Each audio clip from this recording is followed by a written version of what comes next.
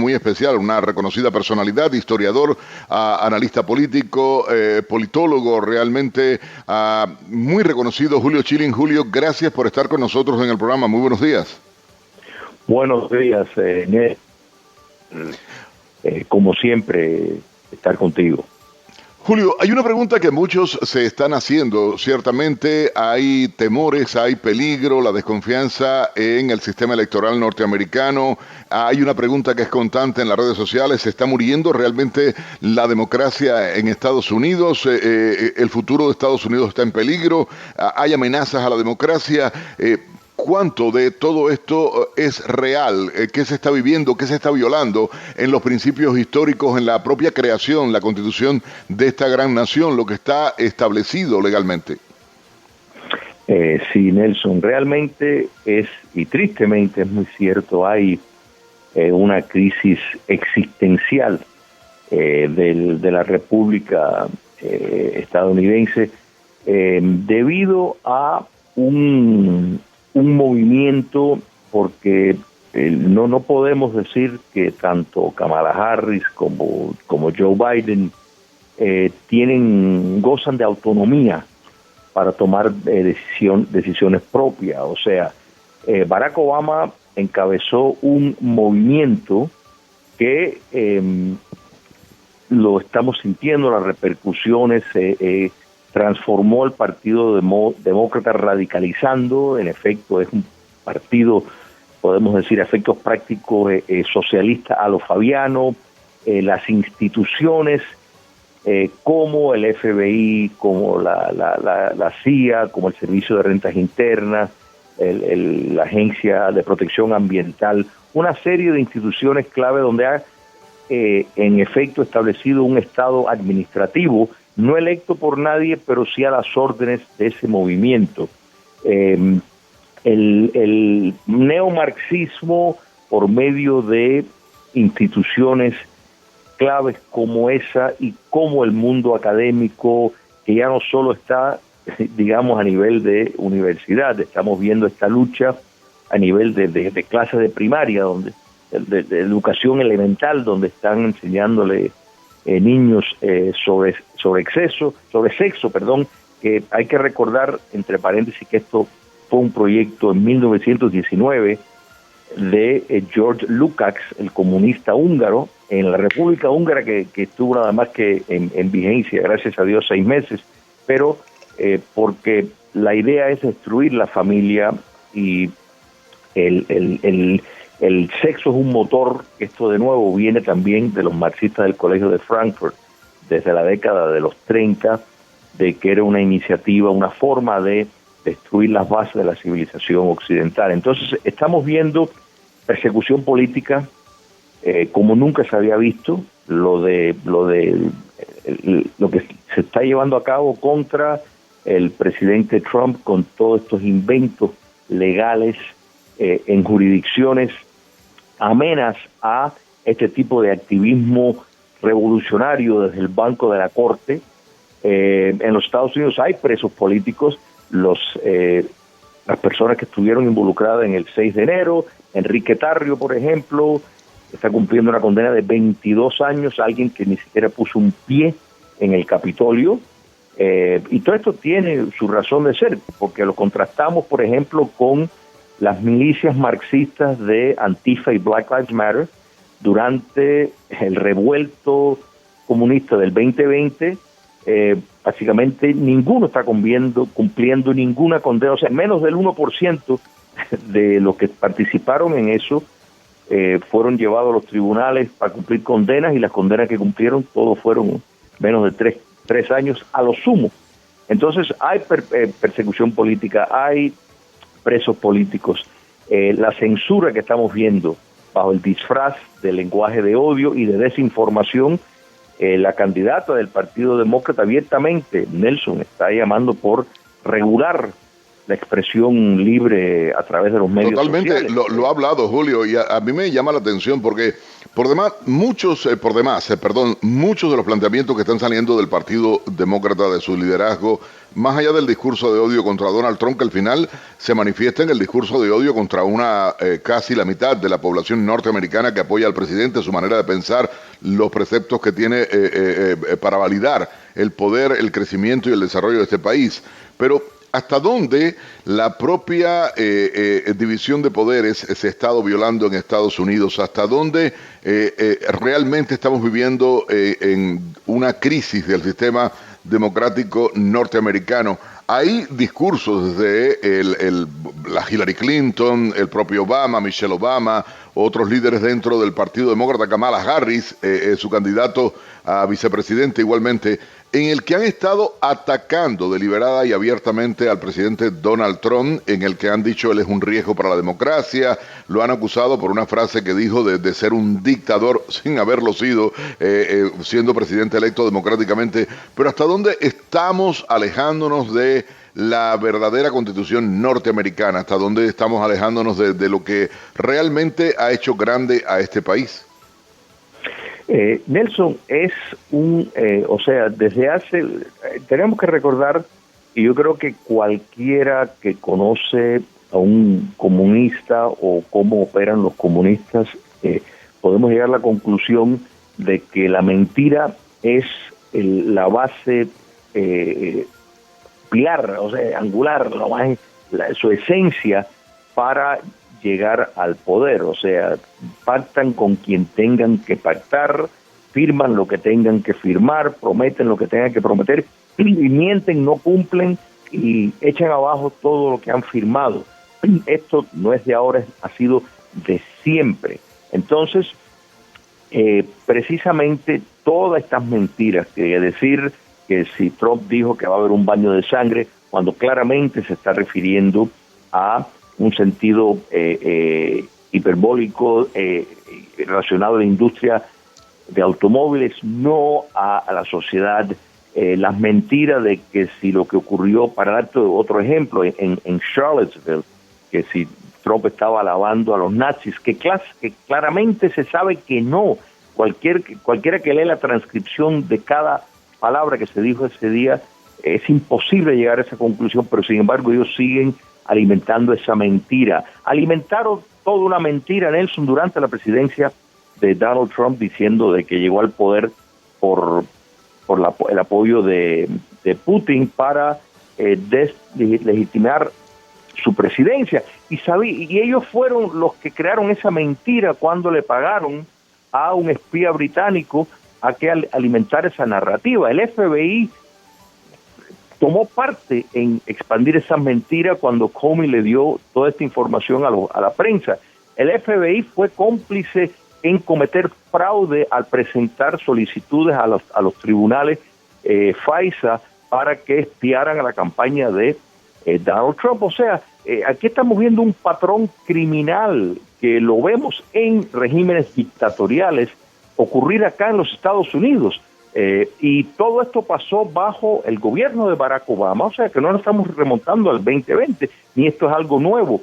Estamos viendo una profundización, eso sí, de lo que viene viniendo, y es gravísimo porque si tomamos en cuenta el sistema democrático, depende, por ejemplo, de unos medios que cuestionen, que sean críticos, porque son parte de los pilares de la democracia. Sin embargo, los medios industriales son propagandistas. O sea, y esto lo estamos viendo constantemente, que no están cuestionando las inconsistencias abismales de política, de los pronunciamientos, por ejemplo, de Kamala Harris. Te propongo algo, Julio, vamos a parar ahí porque llegamos al punto electoral y los planteamientos, las propuestas de lo que se está hablando, y creo que es importante. Julio, tengo la característica en el programa, y sé que nos escuchas igualmente, sabes que utilizo y los oyentes participan con nosotros, conversan durante la programación, y también si tienen alguna pregunta o alguna opinión de lo que estamos hablando, por supuesto, si me permites, quiero hacerlo al regresar a través de la línea telefónica al 305-285-1065 305-1260. Reconocida personalidad, historiador, politólogo, con nosotros Julio Schilling en vivo. Contar en el programa a esta hora con el reconocido politólogo, historiador Julio Schilling. Julio, gracias por estar acompañándonos. Y a usted, si quiere participar, opinar, puede hacerlo de inmediato en el 305-285-1260. Hay una realidad que se está viviendo actualmente con el proceso electoral, y hay cosas que, bueno, alarmaban, y estábamos hablando de si está muriendo o no la democracia acá en Estados Unidos, cuáles son los retos que se enfrentan realmente en el país, el proceso electoral. Todavía hoy hay muchos ciudadanos estadounidenses que dudan aún de los resultados de las elecciones del pasado 2020. ¿Hasta dónde la confiabilidad, la credibilidad en el propio proceso electoral norteamericano se ha visto en peligro o se ha visto afectada? Fíjate, Nelson, tenemos que resaltar que en todas elecciones siempre ocurre algún grado de fraude, o sea, siempre es uno de los defectos, porque el gran balance de mantener el sistema lo más accesible a todos los ciudadanos, para la misma vez más fácil para votar, pero más difícil para hacer trampas, es una obra que no es perfecta.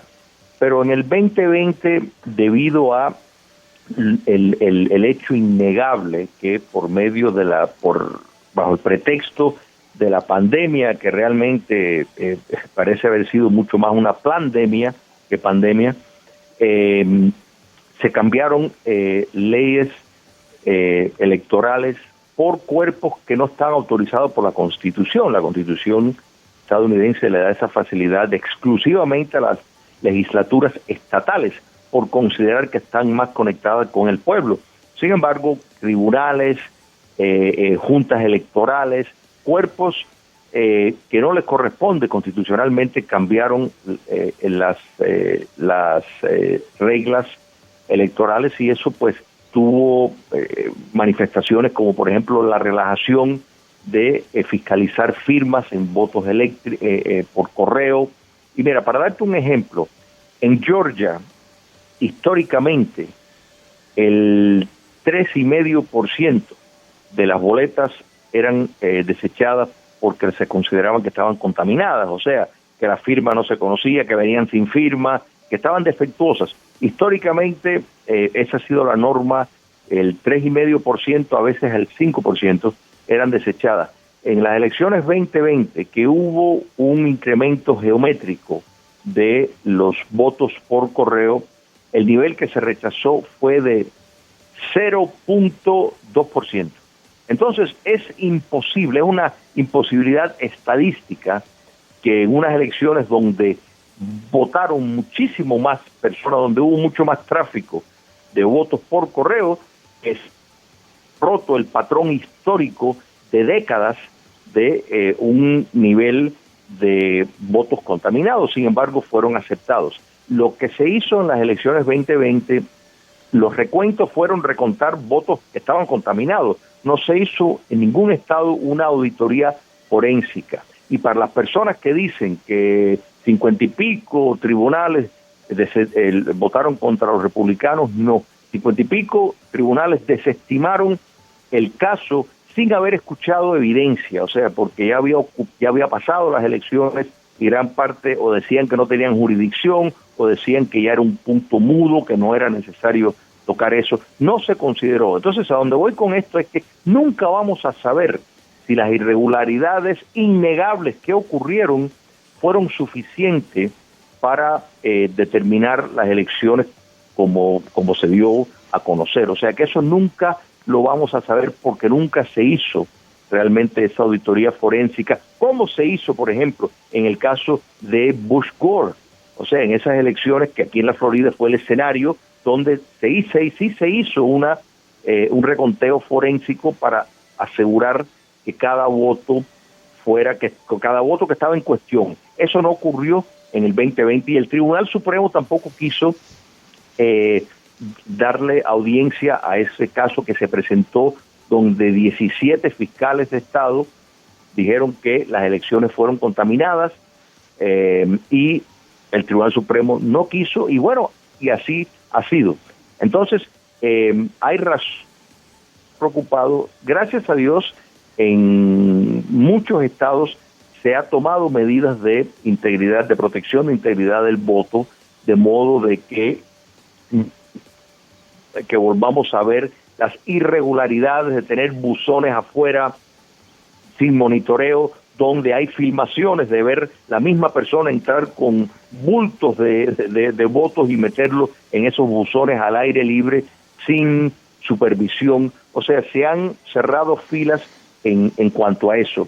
Lo que sí yo creo que es importante para los republicanos es enfatizar en que las elecciones anticipadas, los votos por correo, están aquí para quedarse. Es muy difícil que vayamos a volver a lo que fue en otro momento, las elecciones en un día, como es el caso en gran parte del mundo. Y hay que recordar, por ejemplo, y no perder de vista, países como Francia, por ejemplo, el voto por correo es prácticamente ilegal. O sea, la persona tiene que estar casi en una cama muriéndose o en un estado muy precario para que se le admita que vote por correo. O sea, para poner en un contexto europeo, ya que muchas personas, sobre todo de la izquierda, le encanta hacer analogías con Europa, hay que tomar en cuenta que en gran parte del mundo se vota un día y se acabó. No existe el lujo de poder votar un mes antes, 3 semanas antes, y que cualquiera pueda votar por correo. Pero si ya eso aparentemente está allí para quedarse, como lo vemos, los republicanos tienen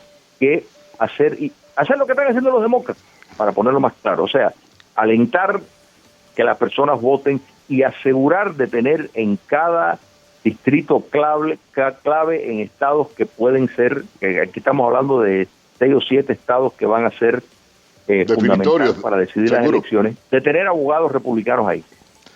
Julio, por último quiero preguntarte, porque hay un evento importantísimo que están organizando ustedes este jueves, el 26 de septiembre, a las 5:30 de la tarde, como tradicionalmente hacen en la Biblioteca Regional de Westchester, ¿no? Ahí en Coral Way y la 94 Avenida. Correcto. Y precisamente lo que estabas, tu raíz de tu pregunta de la importancia que perdemos de cuenta, cómo, por ejemplo, esta administración busca el Tribunal Supremo añadir más jueces. Hay propuestas por ahí que en efecto convertiría al Tribunal Supremo en una rama de la legislación. Está el proyecto de destruir el colegio electoral, que quiere decir que básicamente 7 ciudades de las costas principales pueden decidir las elecciones. Quiere decir que se pudiera ignorar la mayor parte del territorio del voto, porque la población que está concentrada en estas ciudades grandes pues decidirían las elecciones. Entonces, todas estas medidas que van contra el diseño original de la República, porque por alguna razón los forjadores emitieron el colegio electoral, creyeron tanto en la división de poderes y el sistema de frenos y contrapesos para evitar lo que quieren hacer este movimiento socialista apocalíptico que busca la permanencia en el poder. Entonces, se va a examinar precisamente esos elementos importantes de la Constitución de esta República, porque es una república, de esta República estadounidense. Este jueves 26 de septiembre a las 5:30 de la tarde, vamos a contar con los panelistas Frank Rodríguez, Rafael Marrero, Fernando Godo y Junior Rodríguez. Este servidor será el moderador. La entrada es completamente gratuita en la biblioteca de Westchester, que está en Coral Way y la 94 Avenida, a las 5:30 de la tarde. Y para tu audiencia, que indiscutiblemente tienes una gran audiencia, Nelson, que está mucho más expandida del área del sur de la Florida por los medios, se va a transmitir en vivo y en directo por diferentes plataformas. La más fácil sería patriademarti.com, donde se van a examinar precisamente estos elementos fundamentales de la República estadounidense, para tener esta apreciación y poder estar al tanto de cuando un político está proponiendo eliminar el colegio electoral o eliminar esto, porque y por qué no se debería de ni siquiera considerar eso si se quiere seguir teniendo una sociedad abierta y libre en los Estados Unidos. Julio, te agradezco como siempre, por supuesto, acompañarnos en el programa. Un placer y un honor contar contigo. Julio Schilling, reconocido politólogo, director de Patria de Martí, también de Cuban American Voice. Así que gracias por acompañarnos. Para estar bien informado, te invitamos a escuchar América Radio 1260 AM Miami, la voz del exilio.